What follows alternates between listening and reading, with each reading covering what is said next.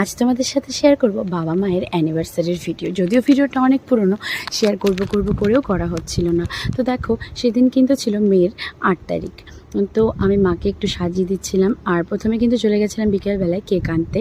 তো আমরা ঘরোয়াভাবে সেলিব্রেট করেছিলাম, কিছু আমাদের বাড়ির লোকেরা মিলেই আর খুব কাছের লোকদেরকে নিয়েই পুরোটা আয়োজন করেছিলাম। তো দেখো, মাকে একটু সাজিয়ে দিচ্ছিলাম, যদিও মা সাজতেই চাইছিল না, তাই ভাবলাম যে না, জোর করে একটু সাজিয়ে দিই।